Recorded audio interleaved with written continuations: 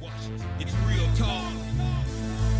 Man, it's real talk with your main Chip Washington. When it comes to information, the main got an arsenal. Bring you up to speed with what you need. He's the local and nationwide news feed. Let's talk about it. Dialect to do something about it. Chip got the flow wide open if you got questions about it. Man, it's the show that brings you to your raw. To solve all problems, it starts with real talk. Real talk. It's real talk. It's real talk. It's real talk. It's real talk. It's real talk. It's real talk. It's real talk. It's real talk. It's real talk. It's real talk. It's real talk. It's real talk. It's real talk. It's real talk. It's real talk. Yeah. Welcome to Real Talk with your host, Chip Washington. It's real talk. It's real talk. It's real talk.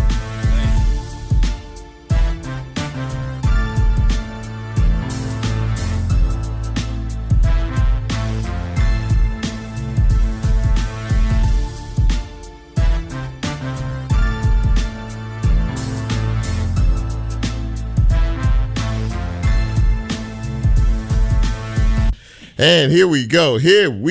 On this Monday evening. It is the 13th day of November. Can you believe it? 2023, 6 o'clock straight up, which means it is time, ladies and gentlemen, for the extravaganza they call Real Talk Memphis. That's right. You are on the right. You are on the right page, on the right station, and everything else. We are on live right now, 91.7 on your FM dial. That would be WYXR. I am your humble host.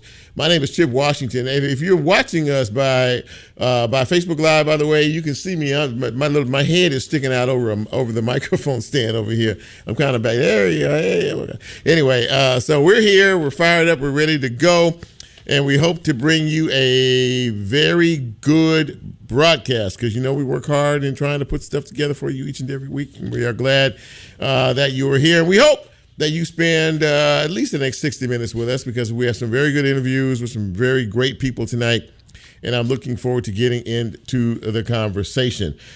Speaking of guests, let's run that down for you. Carol Jackson, who was supposed to be here last week, but due to unforeseen circumstances, she didn't make it. But guess what? She is here tonight, and she will be joining us. She's the executive director of Families Matter.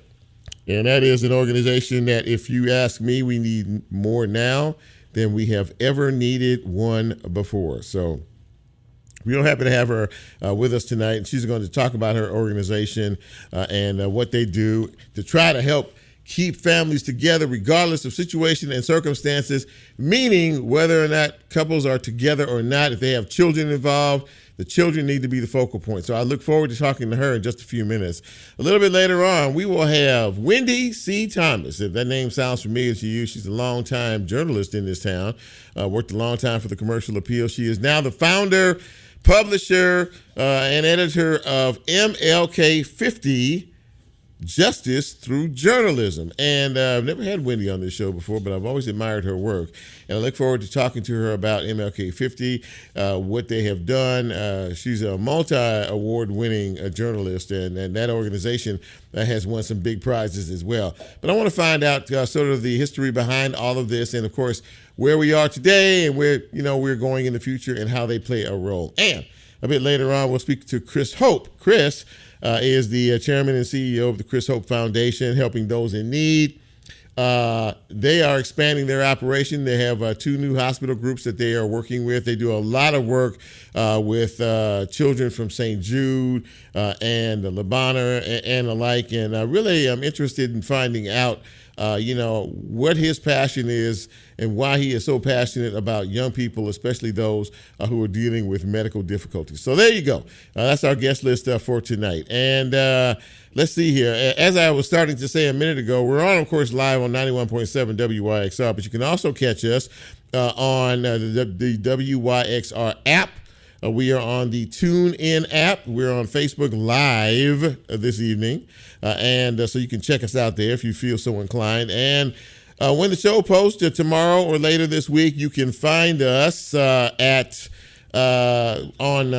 YouTube, rather. And you can also catch us wherever it is you get your podcast. You know, a lot of you podcasters out here, you know, you like to do that kind of thing. So you can always catch us once they post the show wherever you get your podcast. So this is the time of the broadcast that we salute those of you who have made another trip around the sun. And if you had a birthday celebration over the weekend or today or this week, this segment is for you, because we always want to commemorate you if you are actually still here and you can actually still celebrate that big day. But we can't do that until I say, hit it, Bryn.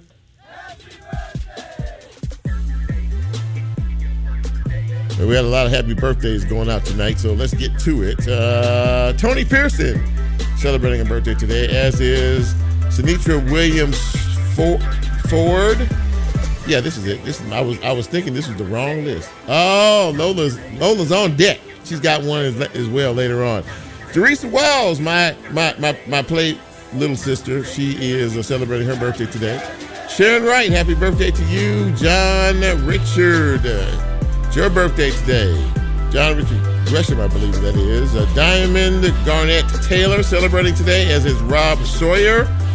Carolyn Dupree Starks is celebrating her birthday today. Happy birthday going out to Shirley Nedra, Dee Dee Walton, and Pastor Leon Jones Jr. and Lola. Happy birthday to Sala, Joshua Rain Perkins. And also, it was Hip Hop's very own Heather B's birthday on today. Happy birthday, Heather B. Happy birthday, Heather B. in the house. Very good. Happy birthday to each and every one of you out there who are celebrating, who have celebrated, who are looking forward to a celebration. From all of us here at Real Talk Memphis, congratulations. We hope the day was filled with love and laughter, and we hope to be here next year to celebrate your next trip around the sun. Thank you, Bryn. So as we look into the news and notes, you know, over the weekend was a very busy weekend. We had a lot going on out here in this city, and the criminals had their way. These smash and grabs that are happening everywhere, causing thousands and thousands of dollars in damage, and taking merchandise anywhere from $2,000 to $5,000 to $10,000 worth. 20 to 30 people walking in these places, just bum rushing them. And 2 gas stations were hit overnight. Last night, over $17,000 in merchandise was stolen between them. The Fill and Go on 3rd Street, many of you probably saw the video of that all over the news. There were at least 30 to 40 people that walked in that store, ransacked it, and took whatever they wanted to take. Committing $9,000 in damage and taking over $15,000 in merchandise.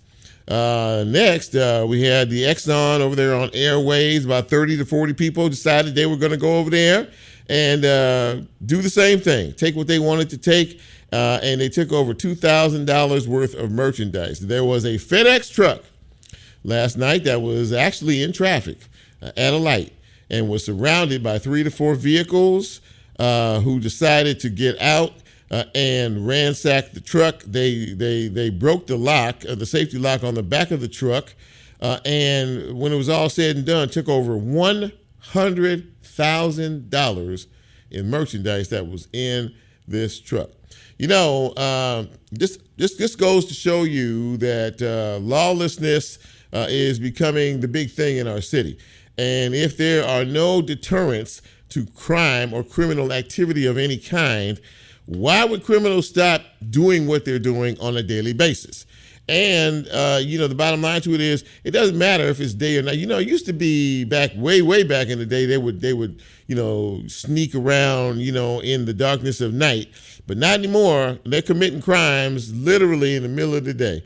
I mean, in the middle of the afternoon. Don't care if you watch the video of them breaking in to these gas stations and other places. They absolutely don't care. And let's not forget City Gear. City Gear, all 3 of those locations have been broken into lately, and they have taken thousands and thousands. You know, you saw the video of them. They busted open the wall in the back, and they kept going in and pulling merchandise out and going back in and pulling more merchandise out, and it's all over the camera. Ladies and gentlemen, if we don't do something if something isn't done to correct this situation and make people actually fear committing crimes and fear getting locked up for what happens on the other side, instead of saying, you know what, I'll be out in about 24 hours, and I'm gonna miss the party tonight, but I'll be out tomorrow, and we can hang after that. We have got to do something about this criminal justice system run amok in this city. Oh, and by the way, my favorite of all the criminal activity over the weekend, a 14 and a 15-year-old girl decided sometime on Saturday that they were bored and needed something to do. So what did they do? They decided to carjack a vehicle with a 63-year-old man in the car. Made him, remove himself from the car, and they took the car, went for a joyride, then crashed out. I said a 14-year-old and a 15-year-old girl committing crimes, and I think they were in court today. They caught them because they crashed out, but I don't know what the penalty or the punishment is going to be. Ladies and gentlemen, this is an epidemic. I don't think anybody out there who's listening to me right now would argue with me about that. We have a major and a serious problem here, and if we don't get a handle on it, and if we don't address it in some type of way, we are never going to be able to do anything. A man was killed, unfortunately lost his life downtown on Tennessee Street on yesterday, as a matter of fact. I mean, down there where all the restaurants are, there is a walking trail down there. It's right off the river. There's some very expensive homes down there as well. It was apparently a robbery of some sort. He was shot. And apparently he succumbed to his injuries. Ladies and gentlemen, we need to absolutely 100% demand in whatever way we can demand that this type of behavior has got to stop. The University of Memphis won over the weekend, and the Memphis Grizzlies actually won another game. They were in Los Angeles and beat the Clippers. The Clippers are sorry too. So they beat them. They beat them yesterday by about 4 points. And they will be playing the Los Angeles Lakers tomorrow in Los Angeles, and the Lakers are sorry too. So if they don't come out with a victory on that, I'll be talking about them next week as well.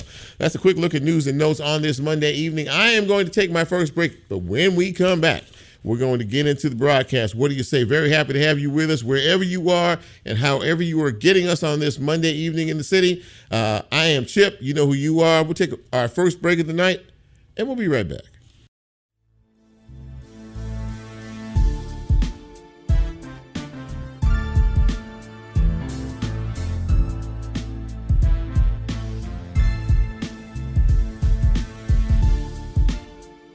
If you like Real Talk, here's a way you can get involved. Do you have a show topic idea or suggestion? Want to be considered a guest or have a guest idea? Then send Chip a message on his Real Talk show page and you can be a part of the Real Talk experience. So as he always says, go out and tell somebody. We'll be right back.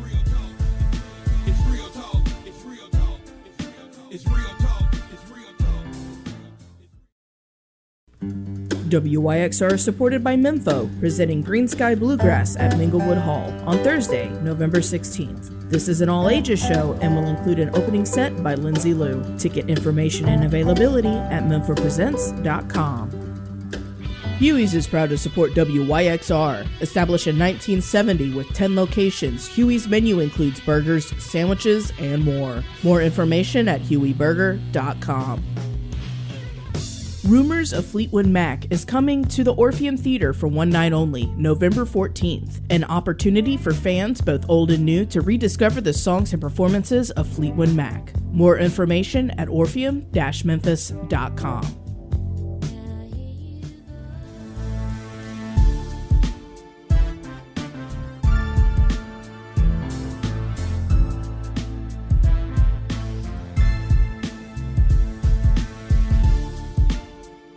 Get Real Talk on the TuneIn mobile app under WYXR, and he's now streaming live on Facebook. And you can also catch a rebroadcast on YouTube. Just put WYXR in the search box and hit subscribe.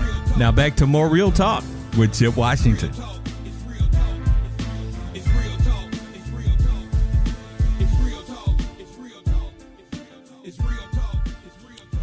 And welcome back to Real Talk Memphis. After a quick break on this Monday evening, very happy to have you with us wherever you are and wherever you may be picking us up this evening. We talked at the beginning of the broadcast to hear in news and notes about all of the crazy crime that happened over the weekend. I mean, absolutely beyond the pale. And my first guest is someone who is a true community leader as far as I'm concerned. She's a community warrior as well.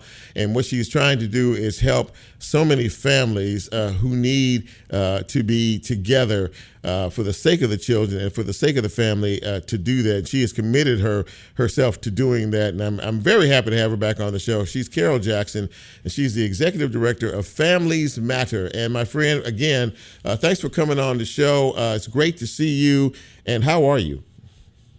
I am well, Chip. How are you? We're doing okay. Trying to deal with the madness that we deal with on a daily basis out there. And you know, you and I talked quickly before the break, and your husband was watching the news. It's pretty depressing about what's happening out here. It can be, Chip. It can be extremely depressing if we didn't have a hope. But we do have a hope. And you know, Families Matter is faith-based, so I'm going to my faith now. We do have a hope. And we also have many, many, many resources that our people can use if they would just pick up the phone and call us, you know? Yeah. So there's all types of things going on that where our families can be helped if they want to be helped. Absolutely that. And speaking of that, that really is your calling, you know, and you know, you and I have talked several times before. And one of the things that is really, really important is the presence of men, in these families. And it really doesn't matter. And I think this is an important point, whether you're married, whether you're together with that particular individual or what. If you have children together, the focus, no matter what, should be these children. And it seems to me that a lot of that is missing today. Am I correct in that, Carol? You are correct. You are correct. In fact, within Memphis and Shelby County, I know there's probably over, at one point, there was over 100,000 men or non-custodial parents not involved in their children's lives. Now, there were some women included in that as well, but you know, that number is very small when it comes down to women. In most cases, those are males that are not involved in their children's lives. And Chip, as we have talked before, that is my passion. How do we get men to understand that their God-given responsibility is to be in the lives of their children, whether they're still with the mother or not. Mm-hmm. How do we do that? I mean, 100,000 to me, that number you just referenced is huge. I mean, absolutely huge. It's huge for Memphis. It's huge for Memphis and Shelby County. It would be huge for any community. That is a large number. I think it's a little bit less than that now, but at one point that's where it was.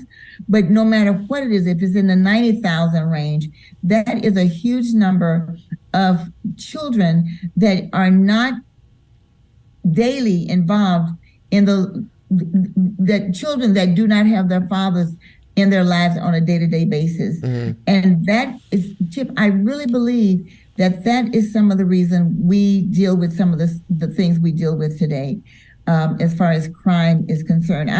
I wonder so many times, I used to say all the time that what we're dealing with are not angry youth, we're dealing with hurt youth that have no direction. Mm. And so they get with some organization, some gang affiliation or whatever they're calling it today, some type of affiliation. And in order to fit in, they have to do certain things. And so we have a lot of crime. I mean, like as you said, when we first came on, my husband was just watching the news and it was talking about, a man that was killed just recently. I mean, right. Then someone killed today. Right. So it's so prevalent within our community that it hurts. It hurts me to turn on the news and hear the latest crime events. It hurts. You know, you have spent quite a bit of time, and as you said, it is your passion to keep these units together to the best way we can. Now, recently, you had a program, I believe it was called Affirm, Yes. for men and fathers. Tell us a little bit about that program.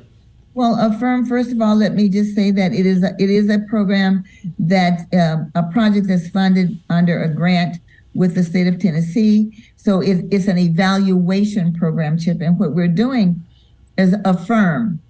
The acronym stands for A Father's Involvement Really Matters. And so what we're doing is trying to help fathers. Again, it aligns with all the programs we've had before.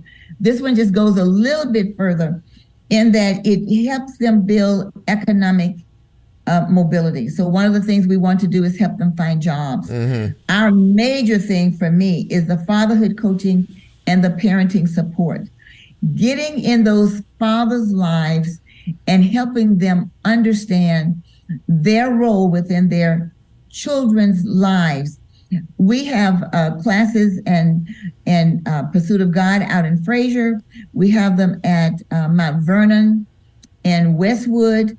We have them at the Southbrook Mall in Whitehaven. Literally, we have classes going on in major areas of the city. Our offices are in those places. And so we're trying to reach those men and those women who have babies by those men and asking them to help us recruit those fathers that need this in-depth understanding of their role. Chip, so many of our fathers that come into our classes, they tell us this is information they've never heard before. And they get that fraternity-like atmosphere because they go into these classes with men of in some cases who have been in their shoes, and they can understand what they are trying to tell them while helping them manage their child support, while helping them build careers and get in careers that they enjoy being in. Yeah. So we're trying to do our best to help the family. Families Matter mission is to strengthen families, change lives, and transform Memphis. And we realize we can't do that by ourselves. It takes a healthy community in order to build a healthy community. And so we're trying to work with organizations that align with what we're trying to do and partner with them so that we're all speaking the same language. And no matter who's getting the funding from where, we're doing it together because it's the lives of our children that matters. We are. I'm focused in on what you just said a second ago about healthy communities versus unhealthy communities, and I would dare say, Carol, that we are in the midst of an unhealthy community, and I don't think you would disagree with that, would you? I would not, but within that unhealthy, we hear so many times, like we heard about the murders I just talked about with my husband listening to the news this evening. We heard about one or two murders. Well, you know what? I would wager, if I was a waging person, that if we were to stand on a corner and ask some people what good deed happened to them today, we would hear some good deeds as well. So it's so many times what we focus on are the negatives. Yeah. Well, guess what? I'm out there doing this work. We have about 30 or 40 people working with us doing this work. And that's just one organization here. Think about the Agapes of the world, the one by one ministries of the world, the Port of Leaf, all these other ministries, a neighborhood Christian center, all these other ministries that are out there doing this work. But the media focus on, and they should to some degree, because we need to know where the dangers are. But there's a lot of good going on in Memphis. So there's a lot of healthy community organizations, not to mention the faith-based organizations like us, and then the churches that we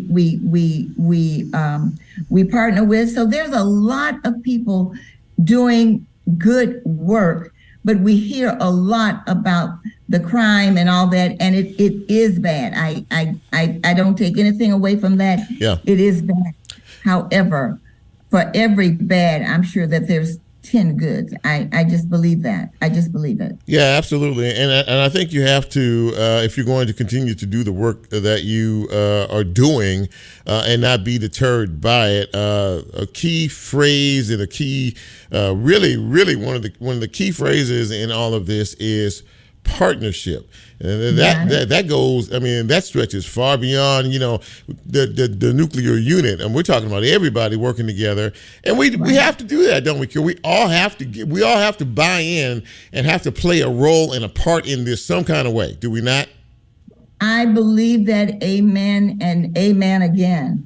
I believe that wholeheartedly. And, one of the things that stops so many times nonprofits from working together are the funding, because you get funding, it's almost like they put you through this competitive edge to get funding. Yeah. Whereas I believe that we need to come together. We need to work together. We need to write that grant together. We need to do some things where we each get a piece of the pie, and yet we're able to go out and do those things that we are actually good at. When my husband and I moved to Memphis, one of the things, we moved here from Denver, and at that point, I was in a corporate job before we moved here, so I didn't know a whole lot about nonprofits.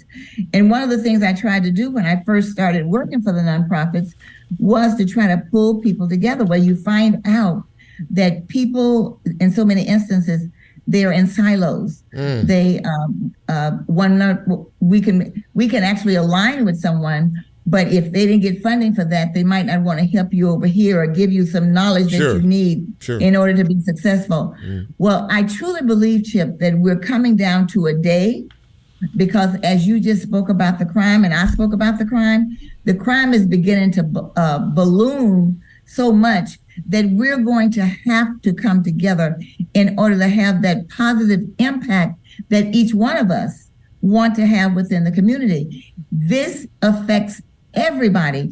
Anytime a grandmother is afraid to go to the store, but once it gets a little dark, that's ridiculous. We've gotten to a point of literally, we're in the Bible points that talks about when Jesus is going to come back. So we're creating this huge element of fear that is real. It's very real. My daughter said to me, I don't want to hear of you being outside after dark. I mean, I run an organization, so guess what? I have to be outside sometime after dark. Sure. But I'm also outside after dark, watching my surroundings, knowing who's around me, trying to be very mindful of what's going on around me so that I do not put myself in danger. However, Chip, you and I both know you can be driving down the street and someone starts shooting, and bullets are non-discriminatory. That's true. So we just have to be mindful that, for me, Chip, it's not just what we're doing with Families Matter and the Affirm program and all of our other programs, because Affirm literally came out of our Nurturing Fathers program. We've been doing this for years, teaching fathers the same thing that we're doing today, but now we can have that element of trying to help them get jobs, that increase of economic mobility, and helping them build careers and job placements, and working with these fathers that are passionate about what they are teaching them, so that they begin to understand who they are, and more importantly, whose they are. I got to run, but before I do, please let people know who are interested in knowing more about Families Matter, how they can reach out and make contact with you. Reaching out to make contact with us is simple. You can go to our website, which is www.familiesmattermemphis.org. You can call us on my office phone, area code 901-260-8520. And Chip, I go so far as to give my cell phone, my personal number out, because this is important for mothers, for fathers, for grandmothers. I mean, how many grandmothers are raising their children and without support? So call me on my cell phone, 901-351-1124. And I look forward to hearing from those people that are interested in volunteering, those people that are interested in donating, if there's some donations that can come our way, Right. and those faith-based organizations, those pastors that know some of these things about some of their parishioners and need help because the parishioners are constantly coming to them for help. So Chip, anything you all can do to help us, we will gladly accept. So thank you, my friend. Thank you for having me on again. I am so thrilled to know you. Thank you, Carol. I really appreciate that. And more importantly, I appreciate all the work that you're trying to do to make all of us in our communities better. Thank you. You take care of yourself, and you and I will be talking down the road, okay? But until then. Yes, sir. Please. Yes, sir. And happy Thanksgiving. And Yes, then ma'am. if I don't see you before Christmas, Merry Christmas, Chip. Thank okay? you. Thank you so much, sweetheart. I God appreciate bless you, it. my friend. Thank you, too. You too. Ladies and gentlemen, Carol Jackson, a true warrior, a Christian spirit that will not be denied or deterred in trying to make things better for families in our community. So grateful for her and everything that she does. We're going to take another break. And when we come back, we're going to continue the conversation on this Monday evening. Wendi C. Thomas. Many of you are familiar with that name, but we will actually be talking with her in just a few minutes right here on this Monday edition of Real Talk Memphis. I'm Chip. We'll be right back.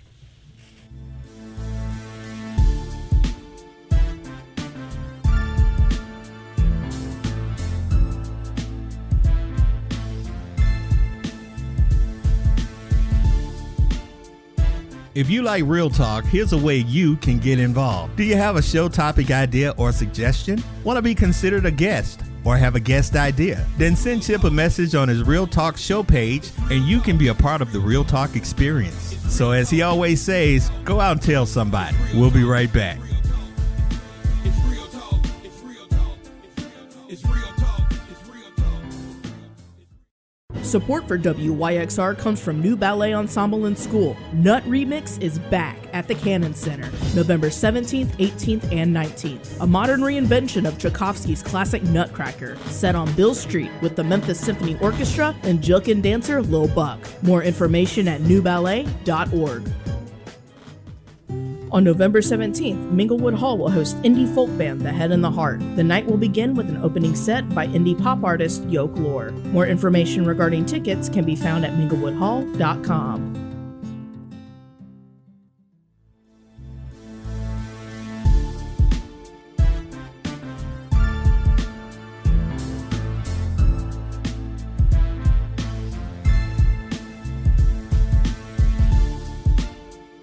Get Real Talk on the TuneIn mobile app under WYXR, and he's now streaming live on Facebook. And you can also catch a rebroadcast on YouTube. Just put WYXR in the search box and hit subscribe. Now back to more Real Talk with Chip Washington.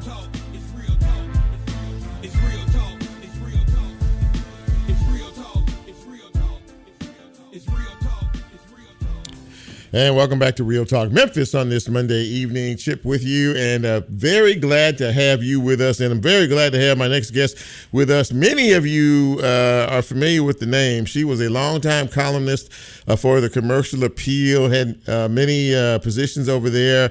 But since 2017, most of us know her as the founder of MLK 50, Justice Through Journalism. And this is the first time she's been on this show. And I'm so happy to have her, Wendi C. Thomas. And my friend, it's great to see you. How are you tonight? I'm good. How are you? Thank you so much for the invitation. Absolutely. Thank you for making some time for us. You're a busy person, no doubt about that. So, Wendi, you created this wonderful platform April 4th, 2017. Am I correct in that? Yes, you are.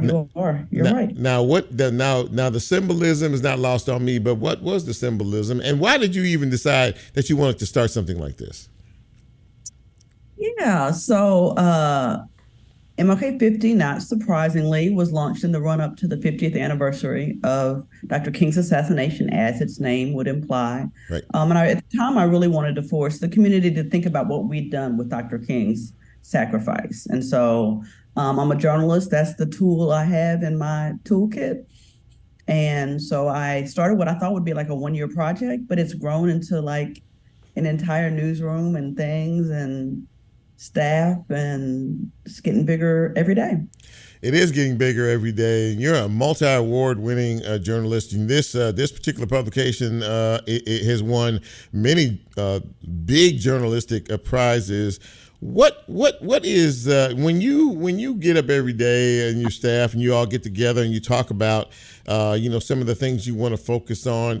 What is your focus as pertains to what you want people to understand about your existence? Yeah, that's a good question. So I get excited about the opportunity to dismantle the status quo. Memphis is home. It's where I've grown up. So there's lots of love about the city. But then, when you live here a long time, you get to see all the warts and all the systems and all the structures that really have conspired to make Memphis a low wealth city, particularly as it relates to Black people, and keep it like that. And so what me and my team at MLK 50 want to do is dismantle that, right? And how can we expose those systems that make it hard for people to make ends meet, and just be a part of building a better, stronger Memphis. Speaking of that, building a better, stronger Memphis, I don't know if you heard any of the conversation we had previous before you came on, but the city is it's in a dark place right now. I mean, with the violence that we're seeing, just the indiscriminate violence that we're seeing, particularly in many instances with our young people, who I've always made this very clear. It's not the entire population of young people. There's a very small percentage of people who are committing, majority of the major crimes. But when you see that, as someone who is from here, Wendi, you grew up here, you know this city better than anybody. How does it make you feel on a daily basis when you see what you see and hear what you hear? Yeah, there is definitely a sense, and I want to be careful about this because, what you're shown a lot of, you will think there's even more of, right? And so I don't want to discount people that are working to keep our communities safe, or any of that. But there is definitely a sense, I definitely have a sense that things are becoming more violent and they feel less safe. I was just talking to my parents yesterday about how there's folks like drag racing kind of near their neighborhood. Yes, yeah, sure. Near their neighborhood. And even though police were out there, folks were still, it felt very bold to me, right? To still be out there turning donuts and the cops are right there. I know I've had people speed past me on the interstate where I felt like, wow, if I had just veered a little from my lane, I'd be dead right now. A lot more people that I know, first it was kind of like friend of a friend of a friend. Maybe he had been victim of a carjacking or something like that, but it's getting closer and closer to home. And so I think it's going to be a challenge for the new mayor. I think it's going to be a challenge for our entire community to try to reverse that. But what I want to be careful, or what I'm worried will happen, is that in this desire for safety that we'll give up on our commitment to accountability, right? And I don't think we want to just throw everybody in jail, expand the school to prison pipeline, saddle people with harsher sentences, and longer sentences, which does not reduce crime. I'd like to see the community invest in programs like the violence interruption program that we've written about, that tries to stop things before they start. Right. Police are just responding to the crime. Police aren't really stopping crime unless you argue that their presence may have a deterrent effect. But they're responding after the fact to incidents. So how can we interrupt things before they get to that stage? And then we don't even want to talk about gun control because, Yeah. that's how people are shooting and killing each other as guns. They're not stabbing each other to death. Is one of the things that you tend to focus on with MLK 50, besides really accountability, is really asking the uncomfortable questions or bringing up the uncomfortable topics that people tend to shy away from when brought to the forefront? Yeah, I think we see ourselves as part of like a larger media ecosystem here in Memphis, and so you need your commercial appeals and your broadcast TV outlets and your chalk beats, and you need all those outlets in a community, but we want to try to do what only MLK 50 will do. And so that's stepping back and taking a little bit deeper look at issues and stories. And I'm, very grateful that we have the luxury of time to be able to do that. Yeah, anybody who's familiar with MLK 50 and what you do has to be very impressed, because what impresses me the most about what is the approach that you take. And you just mentioned it, it's how you take the approach to a particular subject or issue or subject matter that you really want to focus on. You do take time and you get deep with it. You get in depth with it, which I think it really is, based on what you just said, is really kind of your focus, is it not? Yeah. We like to say we don't react to news, we respond to the news. Right. And so we don't have those daily pressures, right? So all my brothers and sisters at the broadcast outlets or even the daily news outlets, there's that churn, right? And we don't have that pressure. Yeah. And so like our housing reporter has done a lot of work around bankruptcies and evictions, and some of his work has actually led to some policy changes. But that's a luxury that we have, and it's a responsibility, a duty, I think, in that we have in our community. And I have to shout out my team because they do the hard work. Adrian, Jacob, yep. Sono, Stephanie, Melanie, Andrea, they're all doing great work. And MLK 50 would not exist without them. And I was listening to you talk, and one of the things that comes to mind that people are talking about or tend to talk about from time to time is the economics of our city. And when I think of, MLK, and I think of what you guys are doing, I think of the economics of our city, in particular the poverty level in Memphis, which is talked about a lot. I just kind of wanted to get your take on what you think in reference to that and where we are in terms of the overall landscape. Yeah. So before I started MLK 50, I did a fellowship at Harvard, and I took this class called Poverty in America. It was taught by Matt Desmond, and he asked this question in class. He said, what if poverty isn't an accident, but a robbery? Oh, wow. What if poverty isn't an accident, but a robbery? Yeah. And if you think about it, I really believe that that's true. And I think the way it shows up in Memphis is the profits that are made from labor that are not then returned to the workers, right? So about the jobs conference, like 70s, 80s, in which the city leaders decided they wanted to focus on making Memphis a distribution hub. Right. These decisions were made by people who were never going to work at the hub. They weren't. Their kids weren't going to be out there tossing boxes. Their grandkids weren't going to be out there tossing boxes. But we put all our weight behind low-wage jobs that are not entry-level jobs. These are jobs people get in and stay for a while. We all know, older people in their 50s that are out there working at the hub. And sure. When you build your economy around that, yeah. you've hamstrung yourself. And so I think now you're seeing all these programs are trying to, train people for tech jobs and that kind of stuff. But, I could make an argument that the schools were preparing people for the jobs that were there.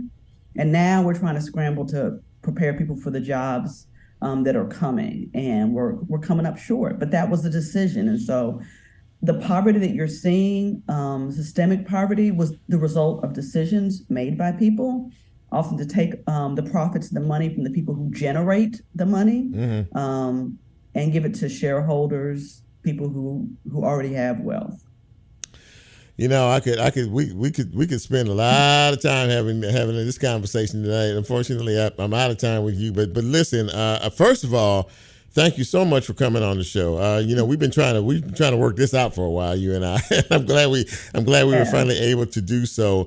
But I most absolutely and most assuredly want you to come back on the show. We need to finish up this conversation. There's a lot to get to. But thank you for MLK 50. And what you have done with this extraordinary. It truly is, and it is something that this city absolutely needs, and I think they really appreciate it. Wendi C. Thomas, thank you, my friend, for coming on the show. I have had a ball. It's been great, and I look forward to talking to you down the road. Okay. Yes. Talk to you soon. Okay, take care now, Bye. sweetie. All right, bye-bye. That was great. Absolutely great. And as I said at the outset, Wendi is, she is a well-known and extraordinary, multi-award-winning columnist. And since the inception of MLK 50 has really made us think as a city and as a society. And if you don't check out what they do, just go to MLK 50, Justice Through Journalism, and check it out, and you'll see what I'm talking about. That's a great interview. I really appreciate her coming. We're going to take our final break of the broadcast, and when we come back, we will continue for this Monday evening in the city. This is Real Talk Memphis. I'm Chip. You know who you are. We'll be right back.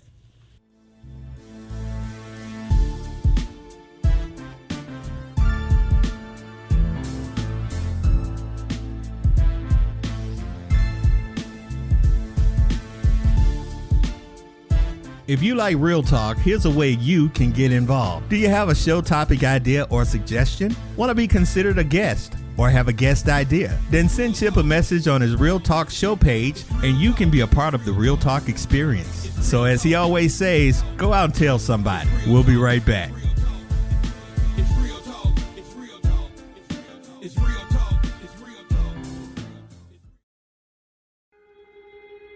WYXR is supported by Menfo, presenting American Aquarium with special guest Lance Roark at Minglewood Hall on Sunday, December 10th. Ticket information and availability at menfopresents.com.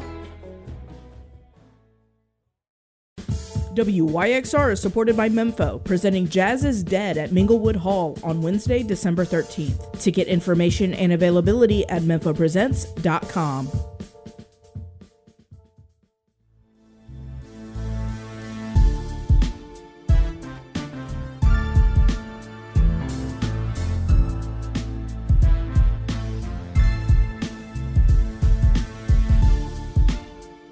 Get Real Talk on the TuneIn mobile app under WYXR, and he's now streaming live on Facebook. And you can also catch a rebroadcast on YouTube. Just put WYXR in the search box and hit subscribe.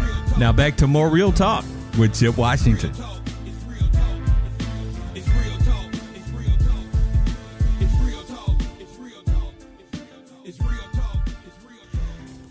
Welcome back to Real Talk Memphis on this Monday evening. Chip with you, and you know how I feel about people who are doing things from the heart, from a place deep within of caring and love and concern. And that is why I'm really happy to have my next guest on.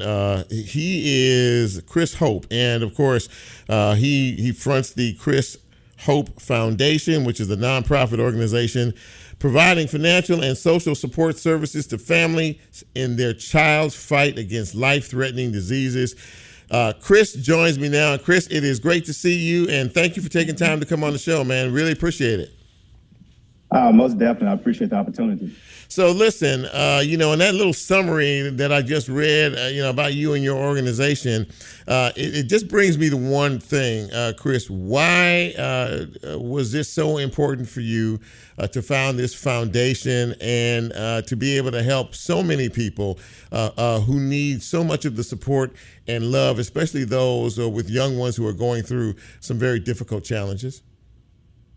Basically because I saw the need firsthand. We hear the stories about the kids who are at St. Jude battling cancer, the treatments, the chemo, and all the effects that comes with that. But nothing's really said about the parents who struggle financially because they're here with their child and not being able to work. And hearing the stories firsthand from the families about their struggles, about the things that's happening at home that they can't take care of, really touched my heart. And of course, the opportunity we had to help the first family save their home, it was like, why don't we try to do this for more people? Of course, there was no game plan. I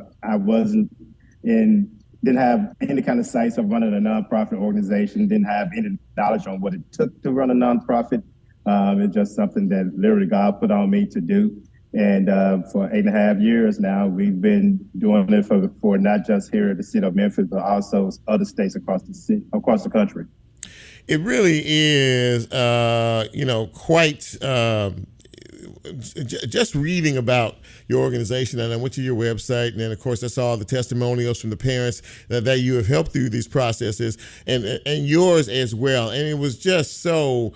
You can feel the sincerity in what you're trying to do, and that's why after so many years you continue to be successful, even to the point now where you've got there's a couple of more hospitals that you're going to be working with as well as a result of the work you've done in the past. Talk about these new partnerships that you have coming up. I tell you, it's fun because I just got an email from the Children's Hospital in Milwaukee, Wisconsin. We're doing something very special for them in December. I visited their hospital back in September, and pretty much just offering some arts and crafts and some other things that pretty much all Children's Hospital request, like coloring books, crayons, sketch pads, coloring pencils, things of that such. And I asked them out of the blue, what is it, the one thing that you guys like to have? And amazingly, they said a robot. And, I'm thinking this big old robot, but come to find out it's nothing being like an R2D2 for our old school folks. It's not anything like that, but it's literally something that a child can operate from their hospital bed, from anywhere in the hospital, anywhere in the city, to interact with the public. So that's something that we're looking forward to revealing with them on December the 13th. But literally, you just communicate with the different hospitals, see what the needs are. Of course, we don't do anything major like that for all of the hospitals, but it's a great opportunity to fill some needs that doesn't necessarily have a huge cost. Yeah. But, you'd be amazed, man, the appreciation you get from the child life specialist to deliver or have things like this shipped to them. It's pretty amazing. I would imagine that it would be, and you do it from a very selfless place. Clearly, this is a labor of love for you, and I think that no doubt the people that are benefiting from this, the parents and the children, who you're dealing with in some of these in various hospitals, and here, of course, St. Jude and Le Bonheur and a lot of other places that you're working with. There just has to be such a gratification, Chris. So when you ask for sponsors, you got a lot of people that sponsor what you do already. But when you come to them, saying, look, I'm thinking about doing this, or I want to do this, or maybe you want to be more expansive in what I'm doing. I'm pretty sure that once they hear what your organization is truly all about, they are more than willing to be supportive of your efforts. It's pretty amazing when we have meetings with different businesses, whether it be a small business or a corporation. Of course, they've already done the homework on you to get the background check on you, to see everything that you got going on. And literally, you just coming to tell your story. And a lot of the things that kind of get their attention is they see the passion in what I'm giving and the reason why I'm giving it. So it's pretty much, I ain't gonna say it's always easy for them to say yes, because you don't always get a yes. Sure. But for the most part, they are more than happy to be a part of what we're doing, and of course we welcome each and everybody to come on board for sure. So as you look ahead, and I'm sure, with an organization like you're always looking ahead, checking out, seeing where the need is and what you can do as an organization and a group to be able to help in that regard. What lies ahead for you as we end another year and look forward to 2024 for your organization? Well, one of the things that we're wanting to do going forward is, which was never part of the plan until I visited the Children's Hospital in Wisconsin, is that we want to be able to have an impact in every hospital in each state. Not every hospital, of course, that'll be a big challenge.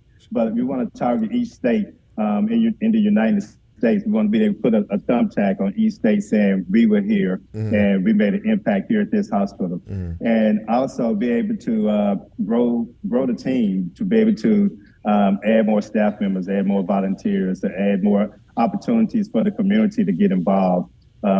That's, initially we was all about our mission, but here lately it's been about community involvement, because I want them to be able to tell their story when they come to be a part of a Chris O Foundation event, or when they come to help with us at LeBron Children's Hospital or collect toys or whatever the case may be. So I really started to enjoy to see their reaction to when they give things to the kids. And after that, it becomes word of mouth. They become our spokesperson when they talk about their experience with the Chris Hope Foundation. Well, Chris, before I let you go, if anybody who might be listening... Don't let me go, man. Don't let me go. Man, look, it's never permanent. I promise you that. It's never permanent. But listen, if anybody who is listening to this or, we're a podcast, who may catch the podcast and hear you and hear about your foundation and want to be a part of it, tell folks how they can reach out and contact you and find out more about what you do. Simply just go to the website at chrishopefoundation.org. I encourage everyone to check out all the different links to see all the different things that we have going on, the different ways we've been involved. And I think there's a link on there I think it says get involved, where you can sign up to be a volunteer. Yeah. And you can also get a subscription of our newsletters that we send out every month to see what we have going on, so you can be a part of it. So visit the chrishopefoundation.org website and you in. Well, listen, man, bless you for everything that you are doing for so many people with a very selfless heart. And God is blessing you and your organization. That's why you're expanding and reaching out far beyond where you are right now. Chris Hope, thank you, man, for coming on the show. And we're going to stay in touch and keep in touch. And anything that we can do to help, any expansion that you're going to be doing or anything we can do to help to promote the good works that you're doing, we're here for you. Promise you that. I appreciate it, Chip. Take care, man. We'll talk to you soon. Happy New Year to you, by the way. Happy New Year to you, too. Absolutely. All right, ladies and gentlemen, there you go. Chris Hope. Boy, that's how you end the broadcast with someone who has a giving heart, who has a caring heart, and a sincere heart. The Chris Hope Foundation. Really happy to have him on the show tonight.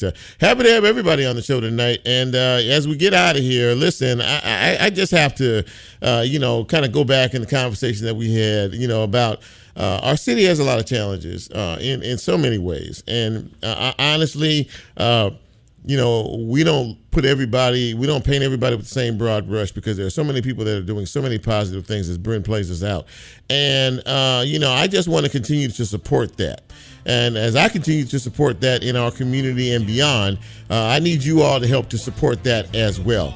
A lot of us, on a daily basis are concerned about what is going on around us and concerned about our family and friends and people that we care about, which is quite natural these days, but we can't give up. I was thinking about what Carol Jackson was saying earlier.